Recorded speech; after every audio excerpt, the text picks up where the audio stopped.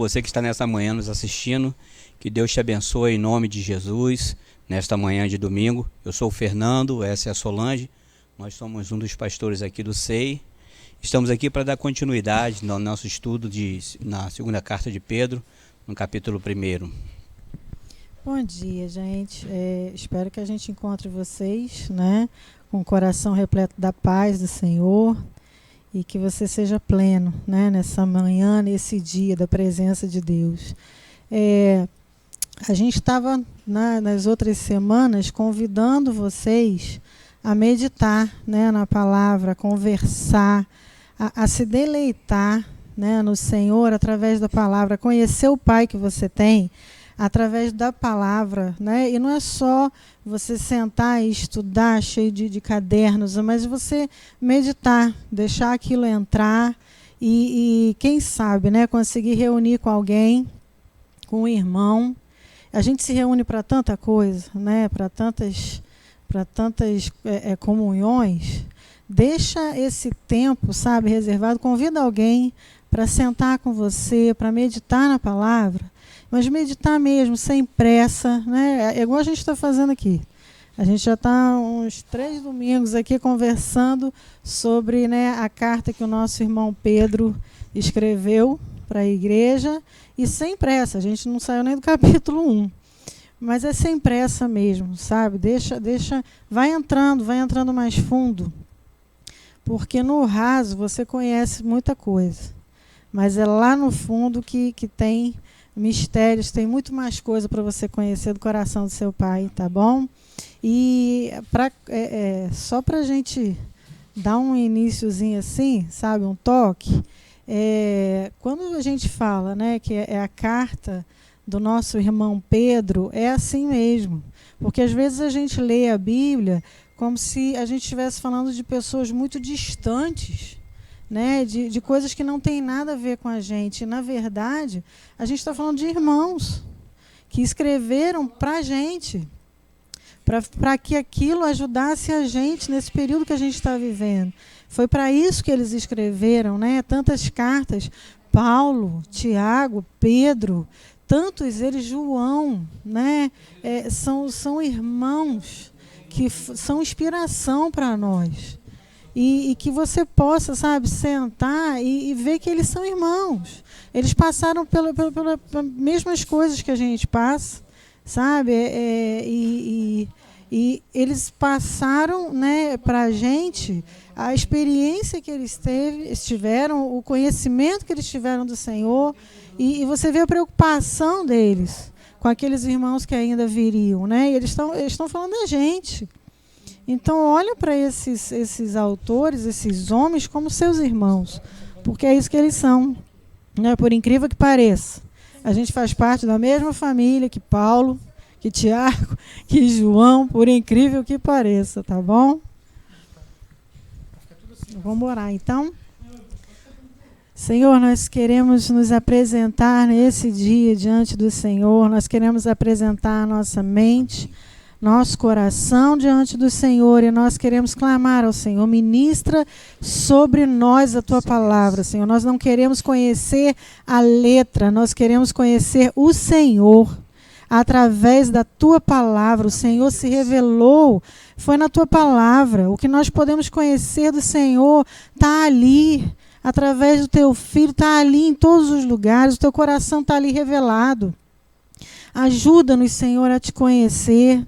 Ajuda-nos, Senhor, a abrir mão da nossa forma de pensar, para que a nossa mente possa ser transformada pelo poder da tua palavra.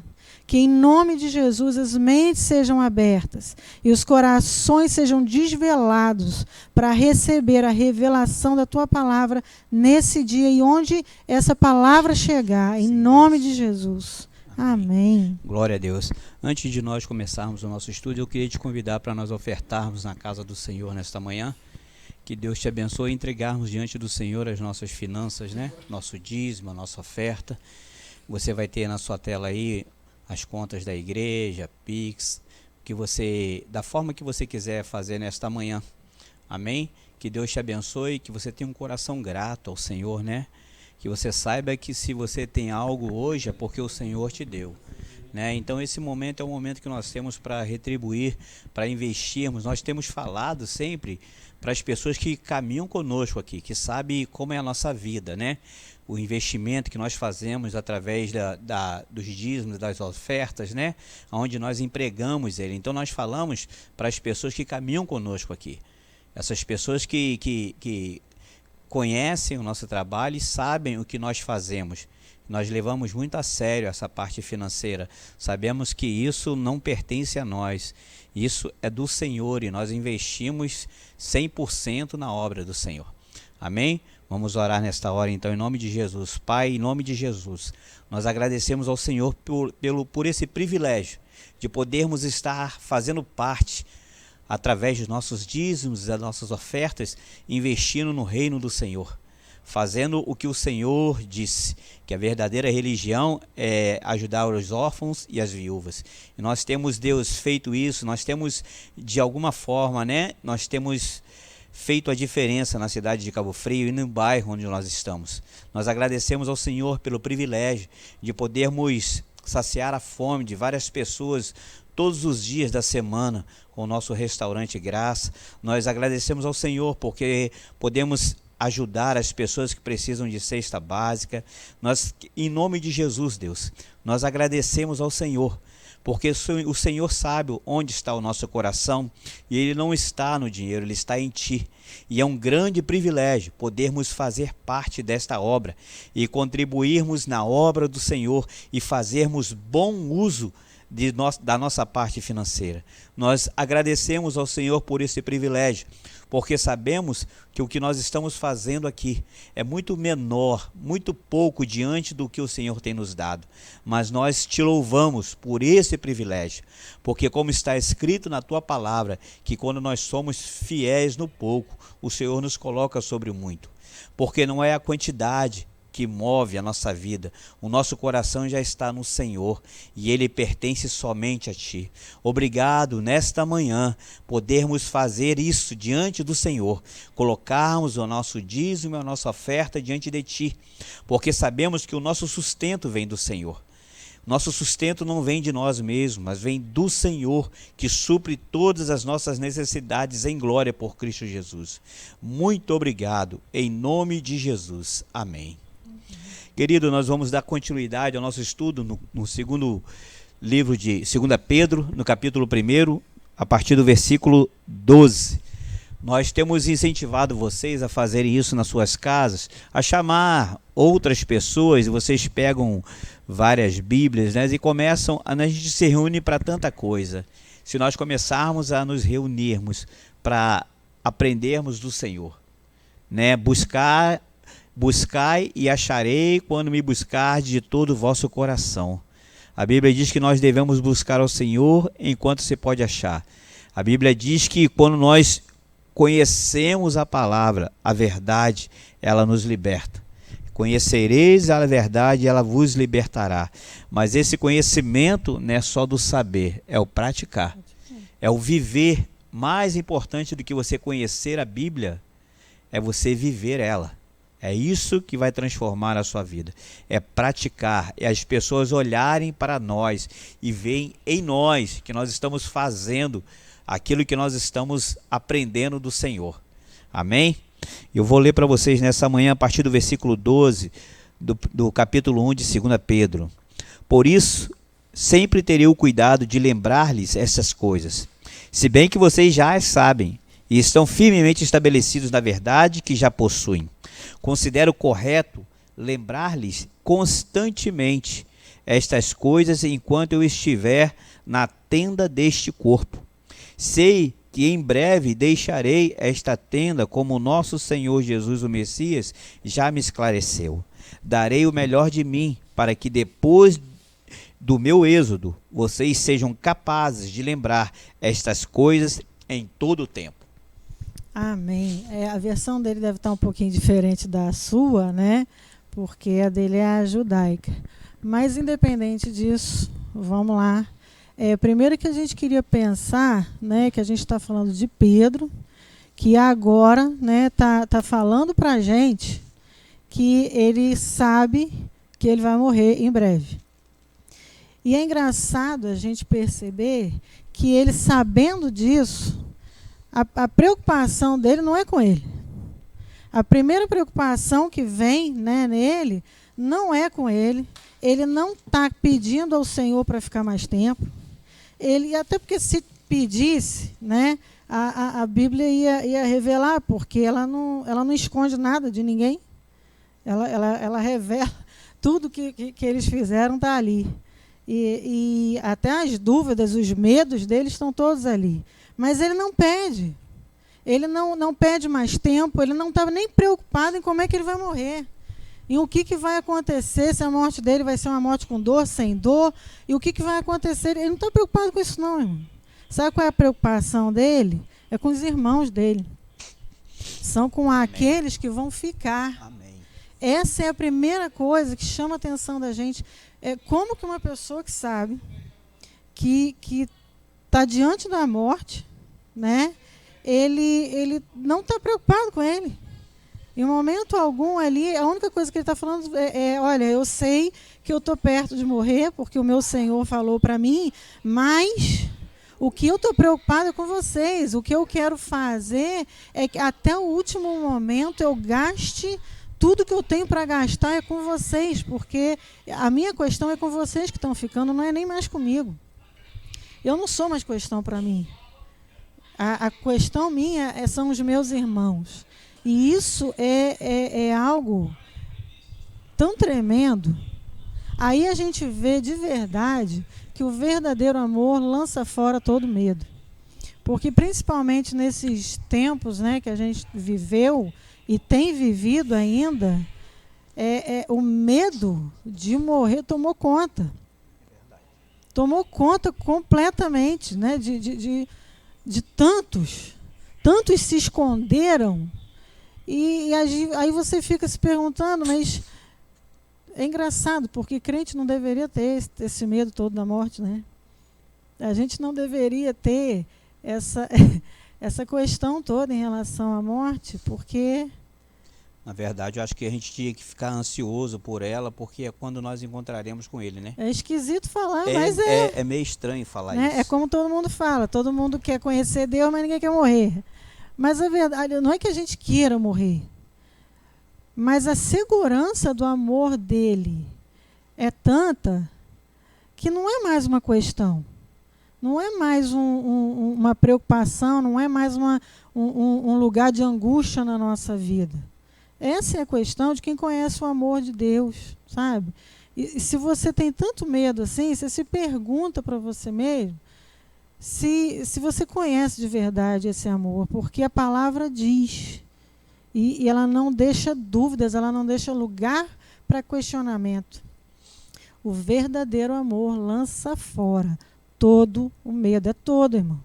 Não é metade do medo, não é um pouco dele, não é medo de algumas coisas e medo, é todo. Se é todo, é todo. Então, se a gente ainda tem medo, e eu não estou falando nem só da morte, né, porque a morte é algo, né, que vai para além, mas eu estou falando, às vezes a gente tem medo de viver. Às vezes a gente tem medo de relacionar, e a gente vai falar um pouco sobre isso hoje. Às vezes a gente tem medo de chegar perto das pessoas. Então, como é que a gente pode dizer que a gente conhece o amor de Deus? Porque é o amor dele que lança fora todo medo. É algo que para a gente pensar e pensar muito seriamente. Porque às vezes a gente acha que a gente conhece, a gente acha que a gente sabe desse amor, mas saber aqui é uma coisa, irmãos. Isso entrar aqui é outra. O interessante é que ele declara que o próprio Jesus já tinha dito para ele que ele iria falecer, né? E a única preocupação que ele tem não é com a morte, é justamente em deixar para as pessoas, né, essa esperança viva que Cristo verdadeiramente ele transforma a vida da pessoa ao ponto dela se preocupar somente com o próximo e não consigo mesmo. E você vê exatamente Paulo fazendo a mesma coisa quando ele pergunta para a morte onde é que está a força dela, né, que não alcança ele. E um momento da vida dele, ele fica em dúvida de como orar. Eu não sei se eu oro para que Deus me leve, e eu estando com Ele, a um lugar melhor, ou se eu fico aqui, e eu estando aqui, eu posso pregar e posso arrebanhar mais pessoas para o Senhor. Então, o ser humano, quando ele perde o poder, o medo da morte, nada mais atinge. A única preocupação dele, sabendo que ele iria morrer, era deixar bem claro para as pessoas que eles deveriam continuar firmes e lutando todos os dias, né? Isso é muito interessante. Isso é extremamente libertador, irmãos, sabe? Quando a gente se dá conta de que tem um amor que vai para além de tudo isso que a gente já conheceu na vida. É um amor que te leva tão para perto que nada mais importa tanto assim. Nem a sua vida, para te falar a verdade. E aí, mas amor só é amor quando ele vai em direção à vida de alguém, tá certo? Porque eu posso falar para Fernando que eu amo Fernando, mas eu posso só estar falando. Se ele não vê isso na prática, né, ele vai entender que eu não amo. Então, amor, para ser amor de verdade, ele tem que sair de mim e atingir a vida de quem está perto de mim. Amém. Tá certo? Então, é isso que você vê na vida dele. Diante da morte, a preocupação dele é ir em direção aos irmãos dele. Esses que vão ficar, esses que eu quero garantir que vão estar depois comigo também. Certo? E outra coisa que chama atenção, né, é porque para alguém ter uma atitude dessa diante da morte, diante da notícia de que não vai ficar mais muito tempo, para alguém ter uma reação dessa, né, de se preocupar mais com quem vai ficar do que com ele mesmo, é porque ele vive assim. Isso é a forma como ele vive. Isso não é só uma forma como ele está pensando agora. Essa é a forma como ele vive. Amém. E alguém que vive assim é um outro nível de relacionamento, que aí eu vou dizer para você que é um nível de relacionamento que a gente não está nem acostumado a ter. A gente tem muito pouco conhecimento do que é esse tipo de relacionamento, sabe? De uma entrega completa. Porque ele aprendeu e vive da seguinte maneira, que ele é estrangeiro nessa terra. Uhum. Ele está de passagem, né? Então ele não fincou as raízes aqui. Na verdade, o que ele almejava era justamente esse momento. No momento em que ele iria se encontrar com Jesus, né? Com o corpo glorificado, e sabia que ele tinha feito o que coube a ele fazer.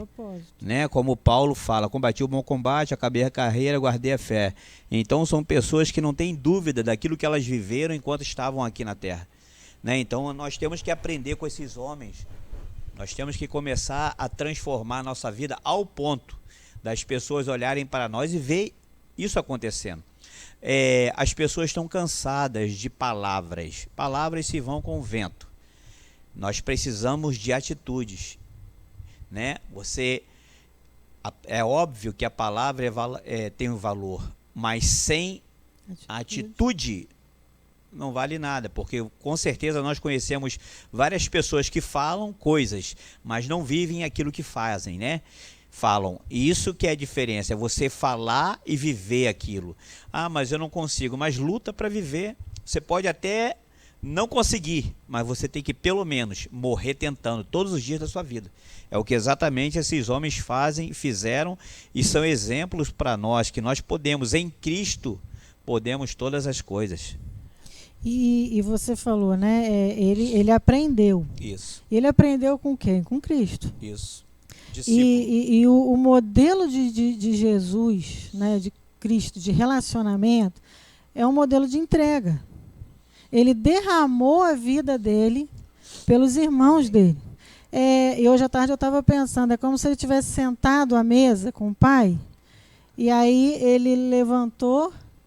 Sim. E aí falou assim, pai, espera aí que eu vou chamar os meus irmãos, né, para sentar na mesa comigo, com a gente. E aí ele vem e derrama a vida dele em favor Amém. dos seus irmãos, mas ele não derramou, irmão, só na forma como ele morreu, ele derramou em vida. Amém. O nível de relacionamento dele é um relacionamento de entrega. Aí, e entrega total. Ele entregou para todos. Amém. Para todos que chegaram perto dele. E outra coisa é que aí a gente fica pensando, né? Ah, mas aí como é que eu vou ter esse nível de relacionamento, de entrega assim? A gente não pode confiar nas pessoas. Mas e se eu for traído? Mas a gente tem todo um questionamento que Jesus não tinha. E a gente precisa se perguntar por quê. Quer dizer, Pedro, diante da morte, ele está preocupado com os irmãos. Ele não está preocupado para quem que ele entrega, se ele entrega para um, se entrega para outro, se o outro merece mais, se o outro confia, se ele pode confiar em outro mais ou não. Amém. Ele não está preocupado com isso, ele está preocupado em entregar, em derramar a vida pelos irmãos. Aí a gente fica cheio de medo, porque a gente tem as nossas questões, se a gente pode confiar, se a gente pode chegar perto. E aí, de novo, vem a questão do medo e vem a questão de Amém. eu não conheço o amor. Interessante é que aqui, a partir do versículo 16, ele vai dizer, né, a convivência que ele tinha com Cristo. Foi. Então vamos lá. Versículo 16. Quando lhes tornamos conhecidos o poder e a vinda do nosso Senhor Jesus, o Messias, não nos fiamos em mitos astuciosamente inventados. Ao contrário, vimos sua majestade com os próprios olhos, porque estávamos lá quando ele recebeu honra e glória de Deus Pai. E uma voz do céu, do poder da tua presença, da tua Shekinah, essa voz vinda do céu quando estávamos com ele no Monte Santo. Sim, temos confirmado esta palavra profética. Vocês farão bem se lhes derem atenção, como uma luz que brilha no lugar escuro e sombrio, até que o dia raie e a estrela da manhã brilhe no coração de vocês. Antes de tudo, tenham isso. Nenhuma profecia da Escritura deve ser interpretada por um indivíduo em particular, porque nunca uma profecia procedeu com o resultado da vontade humana. Pelo contrário, pessoas movidas pelo Espírito Santo anunciaram a mensagem da parte de Deus. Ele está dizendo que naquele momento em que Deus fala para ele, né, esse é meu filho amado e eu tenho muito prazer nele. Ele foi testemunha desse momento. Então ele não estava ali dando um testemunho e falando a respeito de alguém que ele ouviu falar. Ele viveu com essa pessoa. Ele via Jesus dormir e acordar, se alimentar. Então, eu não ouvi falar, eu vivi com ele. Eu fui testemunha de quando ele estava aqui na terra, eu andei com ele, eu fui discípulo dele, eu vivi ao lado dele.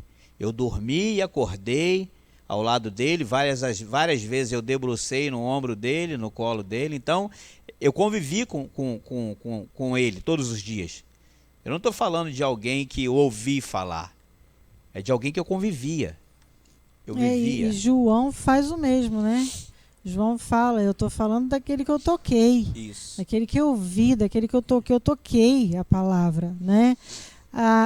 Então a gente está vendo que é um nível de relacionamento que vai para muito além, sabe? De sentar para comer e de repente uma coisa ou outra juntos. Não, meu irmão, a gente está falando de entrega. A gente está falando de derramar a sua vida em favor dos seus irmãos. E não é para escolher o irmão. É derramar. Cristo, ele não ficou escolhendo. Cristo derramou a vida dele em favor dos seus irmãos. Você entende? E a gente não, a gente quer escolher, a gente quer fazer. Não, esse aqui eu acho que vale a pena, esse aqui eu acho que não vale muito a pena. Você sabe do que a gente tem medo? E isso é muito sério, porque aí você fala, não, mas eu posso me frustrar, eu posso ser traído. Então a gente tem medo, irmão, não é da pessoa. A gente tem medo da expectativa que eu faço em cima dela. Amém. Porque aí eu já chego numa amizade, eu já chego num convívio, fazendo uma expectativa de que meu irmão vai ser fiel a mim, de que meu irmão vai corresponder àquilo que eu... Aí a gente chama até de investimento. Que aí isso não é amor, isso é investimento. Qualquer investimento você espera resposta, né? Um retorno. Isso não é amor. Isso não é nem de perto um relacionamento bíblico. Que relacionamento bíblico é uma entrega que eu não preciso que você me responda. Jesus, quando curava, né, ele não precisava, ele não tinha a menor questão com a pessoa voltar para agradecer. Isso era da pessoa, não era dele. Você entende? Se a pessoa vai entender a sua entrega ou não, é da pessoa, isso já não pertence mais a você. E isso, irmãos, é extremamente libertador. Porque você entende que você pode entregar para todo mundo a mesma coisa. É a sua vida entregue, é como Cristo. E você não precisa cobrar isso das pessoas. E aí, pensando nisso, isso é muito interessante, porque pensando nisso, Judas traiu Jesus. Mas Jesus não foi traído por Judas. Verdade. Porque Jesus não fez expectativa nenhuma em cima da fidelidade de Judas. Sim. Ele não fez expectativa, portanto a expectativa dele não foi frustrada. Então Judas até traiu Jesus. Mas Jesus não foi traído por Judas. O interessante é que na caminhada, várias vezes Jesus falou do traidor que estava no meio deles, né? E ele sabia quem iria trair. Porque tanto que ele fala, aquele que vai me trair está aqui nessa mesa, ele está entre nós. Mas em momento nenhum você vê ele mudar a atitude dele com o Judas. De forma alguma. Ele chama de amigo. Ele fala para Pedro ainda, ó, antes do galo cantar, você vai me negar 3 vezes. Mas depois que ele ressuscita, ele fala assim, não, chama Pedro. Pois é. Né? Ele, de maneira nenhuma, por ele ter sido traído ou negado, ele muda com alguém. O coração dele sempre está aberto e livre. Sabe qual é o nome disso? É santidade. É quando eu sou um com Cristo de tal forma que nada pode mudar quem eu sou. A sua essência. Não dá mais. Amém. E inclusive quando a gente fala, né, de fazer expectativa, e quando Jesus chama Judas de amigo, Jesus não estava mentindo, não, irmão. Jesus não estava sendo irônico, não. Jesus estava deixando claro que da parte dele, Judas era amigo dele. É verdade. Agora, o que o outro vai fazer com aquilo que eu estou entregando, Amém. Aí eu não tenho como fazer, eu não tenho como responder a isso. Mas eu tenho como responder a minha vida sendo entregue em favor dos meus irmãos. Foi isso que Jesus fez e ele chamou a gente para ser discípulo. E um discípulo faz a mesma coisa que o mestre faz. E aí você vê, né, quando Jesus olha para Pedro, né, e chama Pedro de volta, inclusive ele fala para Pedro no final, ele fala assim, Pedro, quando você se converter, você cuida dos seus irmãos. É verdade. E é engraçado porque agora Pedro está diante da morte e a preocupação dele é em cuidar dos irmãos. É até o último momento garantir que dentro dos irmãos dele a palavra está impressa, a ponto de que eles não venham se desviar depois. Você vê que ele realmente foi transformado. Total. Aquele amor que constrangeu ele de forma que, por mais que ele tivesse negado a Cristo e Jesus o recebeu de volta, ainda colocou sobre ele honra, glória, né? Que enviou ele e disse que sobre aquela, que ele era uma rocha, sobre aquela atitude dele. Isso, que ele seria responsável pelas ovelhas dele. E ele era o líder, né? E isso, tanto que na primeira vez que ele prega, milhares de pessoas se arrependem, né? E se voltam para Deus. Então, aquela atitude de Jesus, o coração de Jesus nunca estava na mão do próximo, estava com ele. Em que sentido? Por mais que a pessoa lhe tratasse mal, ele não tratava ninguém mal, porque a atitude de alguém com ele não mudava quem ele era. E você sabe qual é o nome disso outra vez? É corrupção, sabe? Quando eu trato bem Só quem me trata bem? Isso. E aí eu trato mal. Quem me trata mal, o nome disso é corrupção, meu coração corrupto, que só entrega aquilo que recebe. Isso. Então você não é uma integridade, não é algo santo, porque o derramar da minha vida, o meu tratamento com os irmãos, o meu tratamento com todos é o mesmo. Independente se você me tratou mal, eu não estou falando de mim, não estou falando que eu sou santa não, tá, irmão? Estou falando de um padrão. É o padrão cristão. E o padrão de Cristo é esse. Ele é o que ele é. Isso. A essência dele é uma só. Independente se as pessoas traíram, se as pessoas negaram, ou se as pessoas se prostraram e adoraram ele. Ele é o que ele é. E o nome disso é santidade. O contrário disso é a corrupção. Porque aí eu só vou tratar bem, então, quem me trata bem. Então eu vou num restaurante e aí, né, se eu sou bem atendido, tá tudo certo. Aí eu falo direito com o garçom, eu falo direito com todo mundo. Agora, se eu não sou bem atendido, né, aí eu começo a destratar também quem está lá. Isso, o nome disso é corrupção. Verdade, isso revela a corrupção do nosso coração. Na verdade, você não é uma pessoa íntegra, você é de acordo com o que você recebe, ambiente, né? E você vê que na vida de Jesus isso não acontece, porque ele era sempre imutável, né? Independente, você vê hoje na sociedade, dentro da igreja, vamos falar da gente, as pessoas cada dia estão de um jeito e a cada dia elas falam com você de um jeito, elas cada dia elas se movem, elas não são imutáveis, né? Como diz Paulo a respeito da palavra irrepreensível, né? De guardar essa palavra e viver essa palavra. Então, ela não é uma pessoa feliz, alegre, ela depende das circunstâncias, né? Ela não provou da verdadeira alegria. Na verdade, ela não provou aquilo que está escrito, que se o Filho vos libertar, verdadeiramente sereis livres. Independente do que você recebe, você é livre para se permanecer íntegro e dar para a pessoa aquilo que ela não produziu para você. Agora eu vou te falar uma coisa. Às vezes você está ouvindo a gente, né? Você está falando, nossa, mas você está falando de um negócio muito difícil, impossível.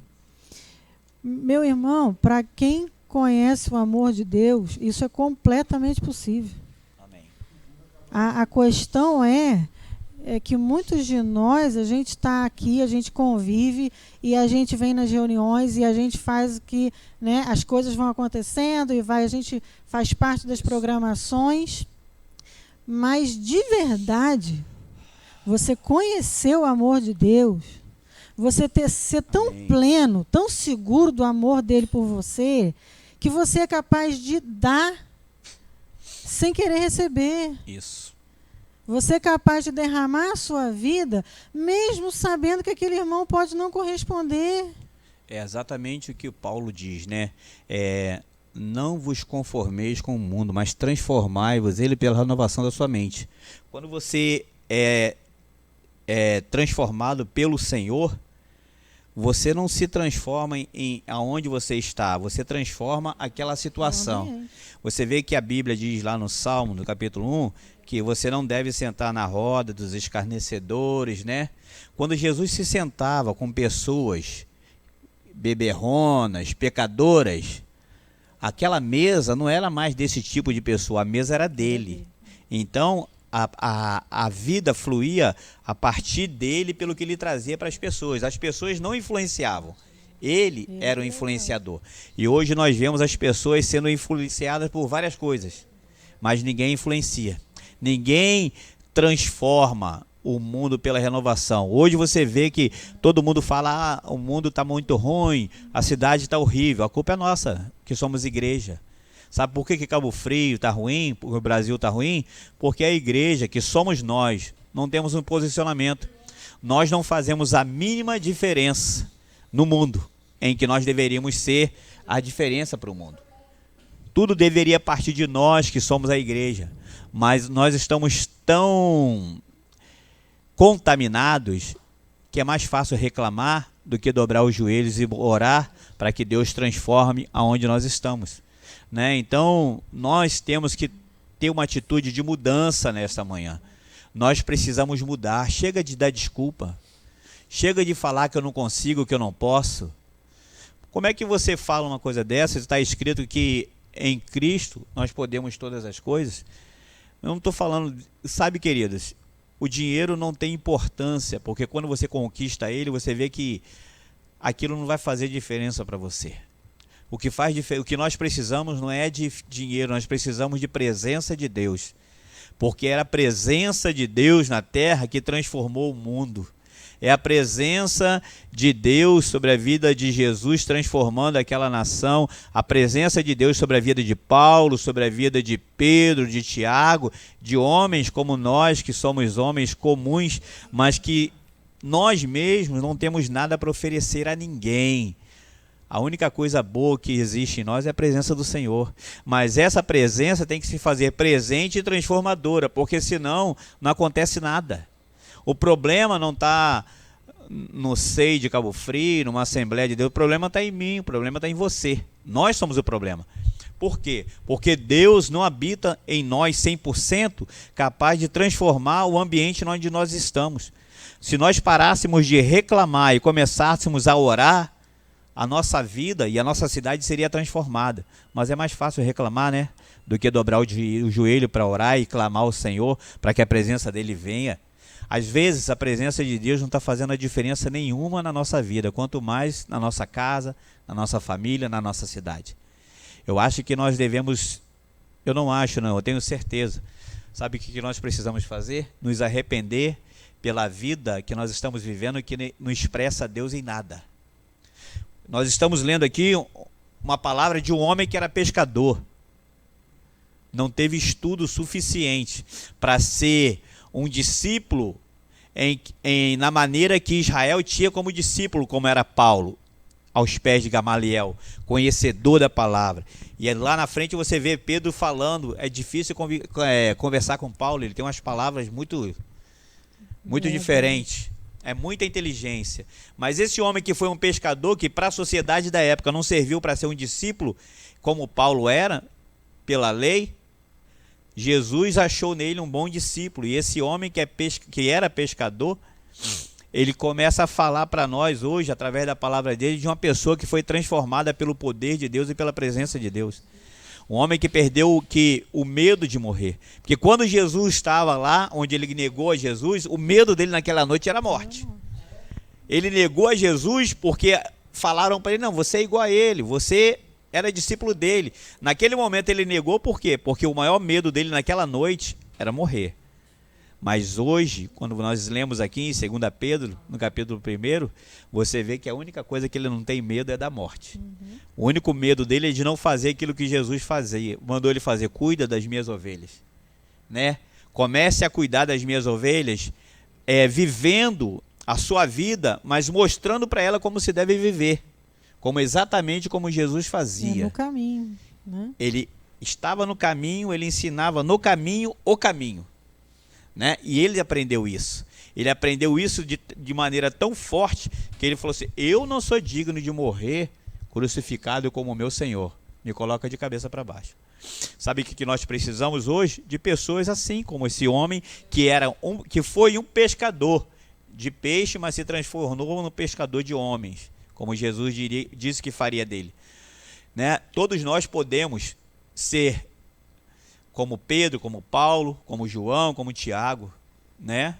Mas nós devemos ser mesmo parecidos com Cristo.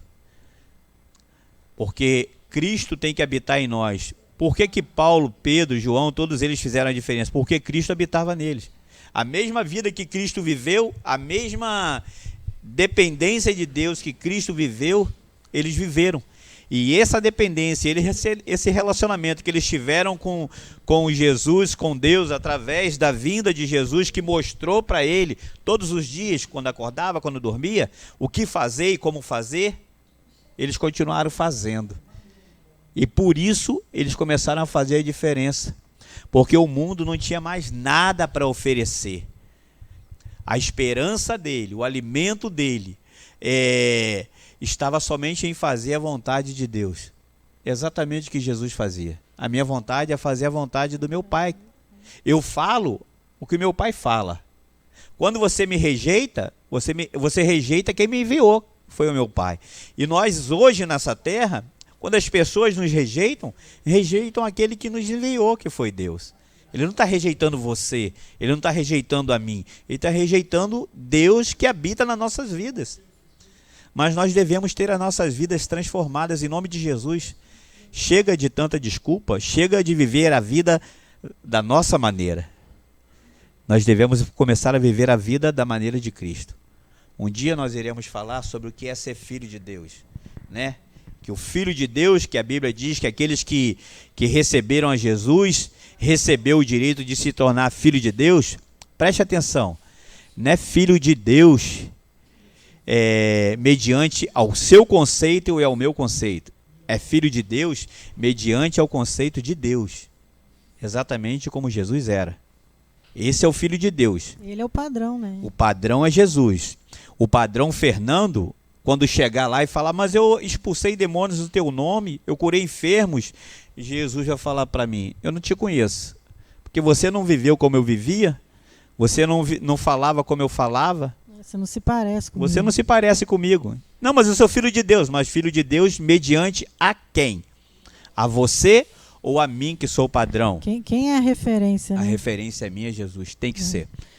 Ah, mas é muito difícil para você. Se você quiser andar sozinho, é impossível.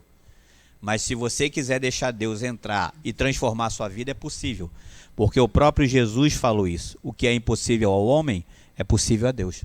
Não, e ainda tem mais um agravante para a gente, né? O mesmo Espírito que ressuscitou a Cristo dentre os mortos habita em nós. Glória a Deus por isso. Então, a gente se torna indesculpável, né?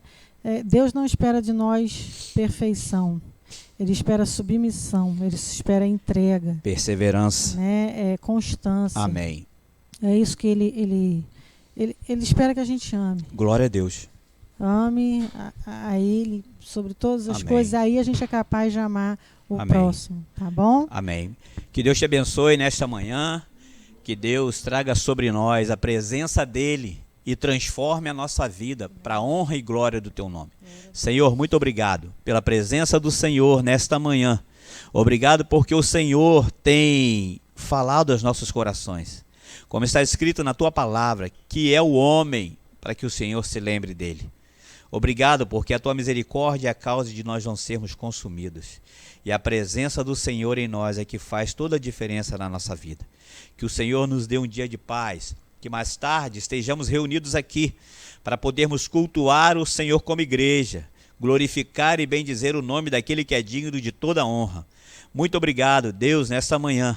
Que a graça do Senhor Jesus, o amor de Deus, as eternas e ricas doces e consolações do Espírito Santo sejam com todos aqueles que aguardam e esperam a volta do Senhor Jesus.